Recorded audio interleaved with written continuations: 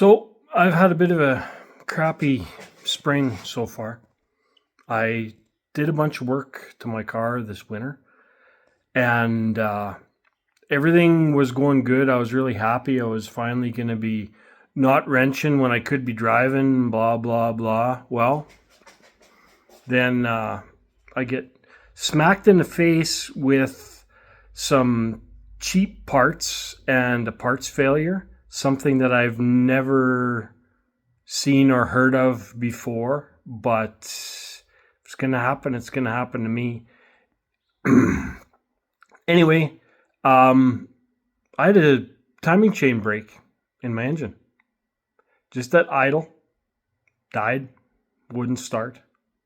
So I'm troubleshooting my ignition because that makes sense. Not getting any spark.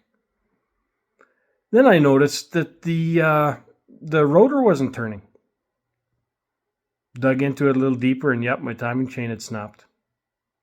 So I thought, you know what, I might be lucky because it just seemed to whirl over on the starter like nobody's business. So maybe it wouldn't be a problem. Well, put her back together with a new timing chain. She'd start, but she'd run like shit. I ended up bending. I'm pretty confident I haven't torn it apart. I won't for a while, but I've got no compression on 3 of the 8 cylinders. So I'm pretty sure I probably touched some valves and bent them enough so that they're not sealing at all. But anyway, long story short, I purchased a race car this winter, spring, whatever you want to call it, and it came with a spare 416. It doesn't appear by the look of the pistons and whatnot, not like that. It is a super high compression engine, but it's got a solid flat tapped cam and some somewhat ported Iron X heads on it. So I'm gonna have a look at it, and I'm gonna call that thing up into service for the car this year.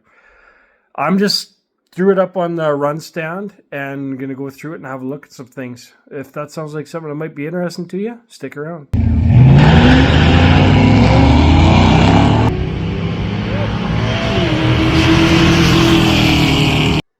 Now, to be clear, I'm not one that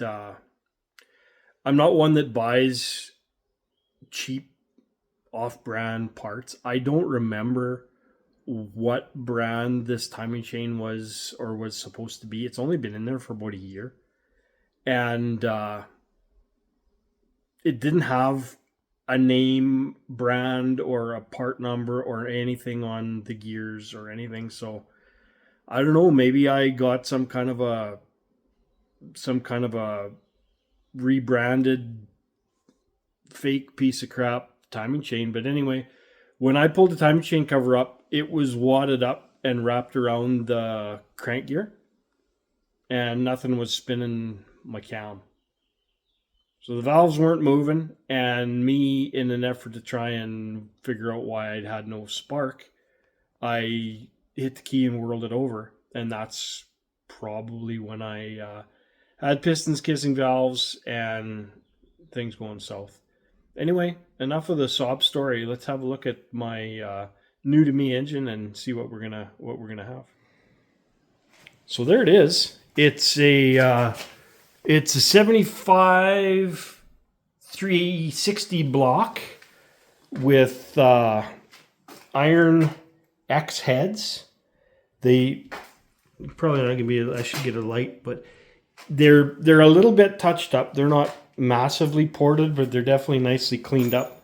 So ideally, those should be good. For anybody that's not familiar, X heads are a 202 intake 160 exhaust. Probably the best of the factory offerings that MOPAR ever put on their small blocks. So they'll be fine for now. It's got that deep ass oil pan, which I'm gonna have to do my best to make sure I don't tear off on something or another, but honestly in my car that won't be the lowest hanging deal going anyway. It's got a solid roller cam and these old school adjustable rockers. But the big thing is on the inside that you can't see. It's got a 4 1/8 stroke crank, 30 over pistons. They are dished pistons though. So it's not going to be crazy compression, I don't believe. I got a 39 thou thick head gasket on there.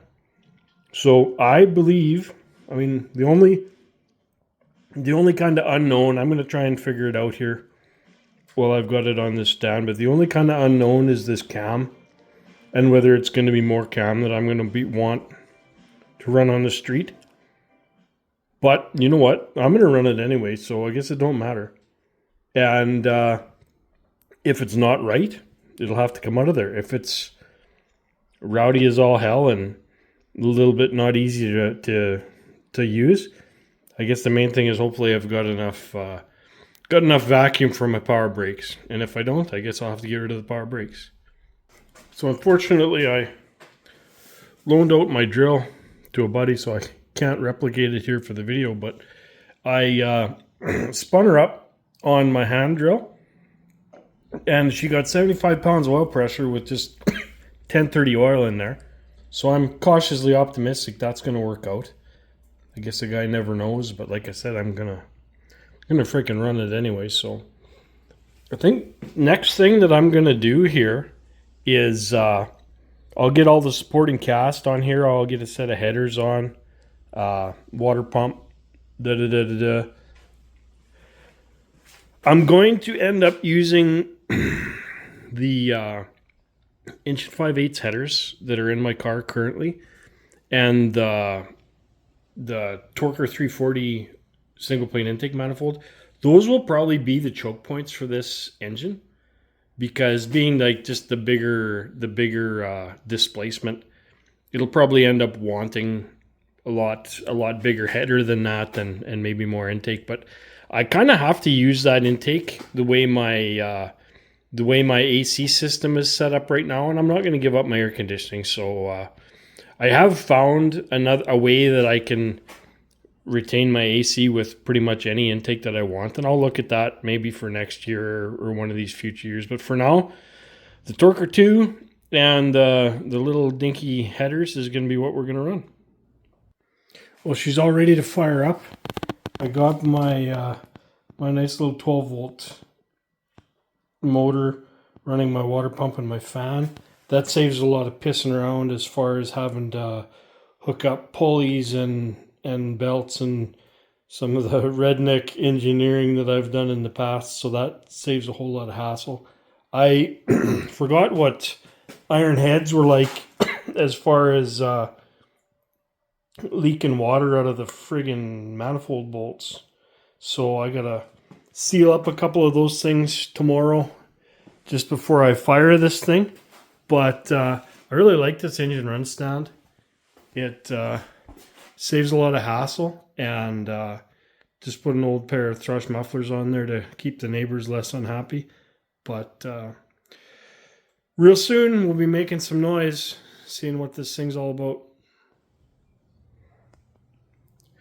So after way more screwing around than it should have been, it's Saturday morning, and I'm gonna fire this thing up. I guess I'll just put you on a tripod and take you along for the ride off, to probably bleep out all the swearing, which I'm sure there'll be. But let's give it a whirl.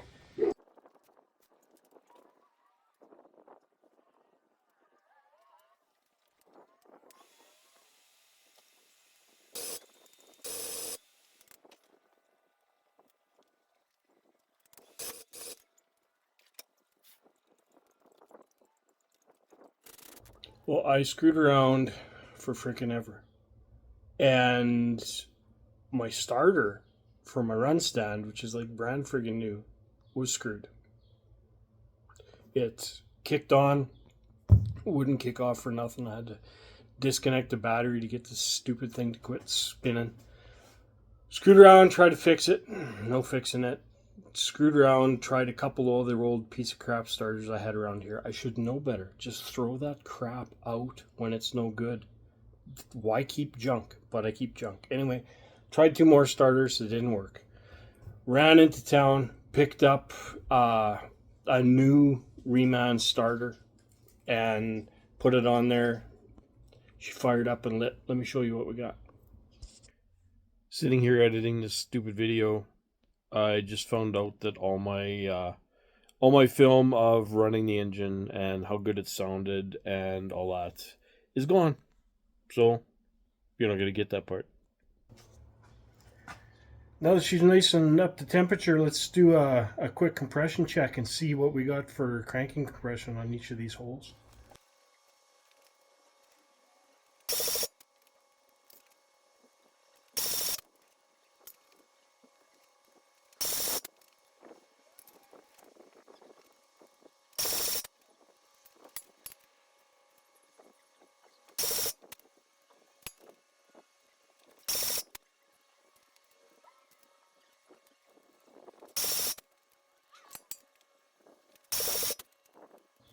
Well, I gotta say I'm happy with that. It's a fresh engine. It ain't even, the rings ain't even seated yet, but it's even compression across all cylinders, so can't ask for much more than that. I'll drive it a little bit, get it broke in good, and I'll do it again.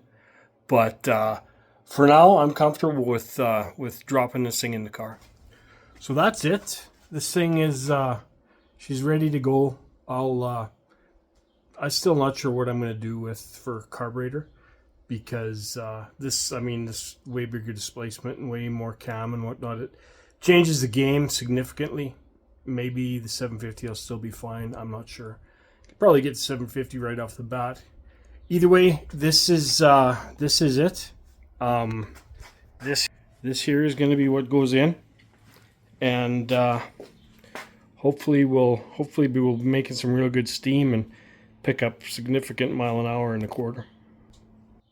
So I hope you enjoyed that. Hope you got something out of that. I'll just carry on putting this thing back in the car, and we'll go from there. But appreciate you guys watching. If you're interested in the stuff that I do, give me a like, subscribe to the channel. I'll give you notifications when stuff comes up.